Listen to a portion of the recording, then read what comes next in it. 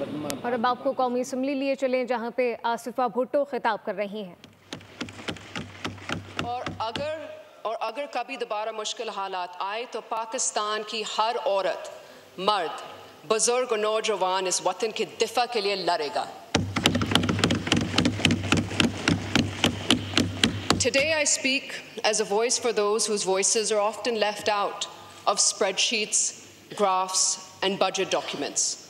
For the labourer who returns home with empty hands, for the mother deciding between buying milk and medicine, and for the student walking miles because their local school was never built, and for the flood-affected families still waiting for rehabilitation and justice.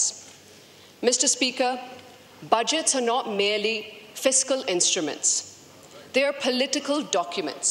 They reflect choices. They reflect priorities. And they reveal who we as a state choose to serve.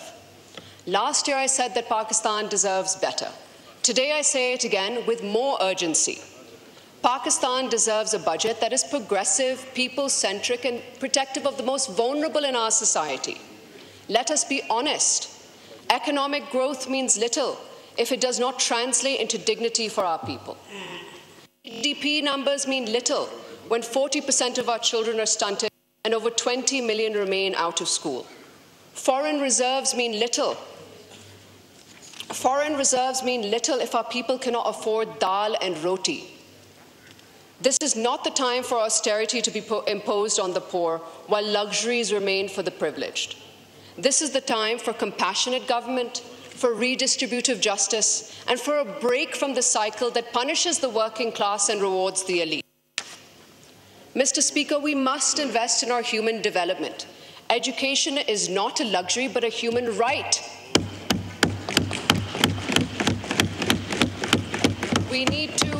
We need to increase allocation for education, not as a formality, but as a national emergency.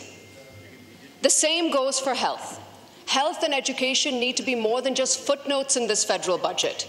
If COVID-19 taught us anything, it is that the underfunded healthcare systems break first and bleed the longest. It is a shame that in 2025, Mr. Speaker, over 56 million Pakistanis still live without electricity. And instead of encouraging solar energy, the government in its short-sightedness has imposed tax on solar panels. We should not be punishing people for turning to solar energy. While the government boasts about its electricity generation, it's doing little to ensure that that power actually reaches the people. My constituents continue to suffer through 15 hours of load shedding.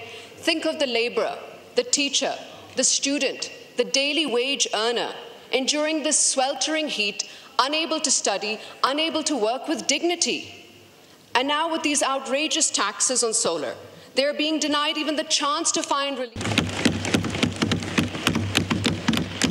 No economic plan can succeed if women remain excluded from opportunity, leadership and policy making.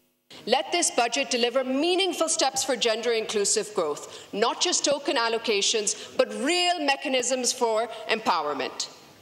Mr. Speaker, any federal budget that fails to allocate sufficient resources to disaster preparedness, for clean energy, water conservation, and agricultural adaptation is simply irresponsible. We cannot talk about future-proofing Pakistan without talking about the climate crisis. And Sindh was the worst hit by the 2022 floods. And we are sitting for our fair share of climate financing, disaster recovery, and resilience building. We in the Pakistan People's Party, under the leadership of Chairman BOL Bhutto Zardari, are proud that we have made 2.1 million flood-resistant.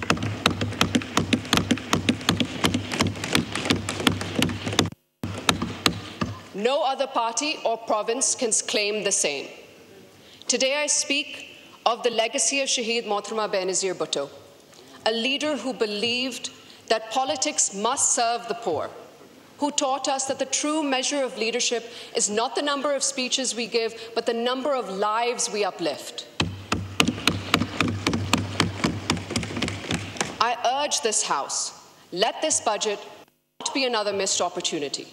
Let it not be another document that pleases the IMF while ignoring the soul of our people. Let it answer the cries of the flood-affected, the jobless graduate, the underpaid teacher, the small farmer and the widow receiving 12,000 rupees from BISP. Let this be a pro-people, pro-federation and pro-women's budget. Let it be every Pakistani that yes, we see you and yes, we care. In closing, I want to echo with what Shaheed Prime Minister Asifa Bhutto once said. Subscribe करें और bell दबाएं ताकि कोई खबर रह न जाए।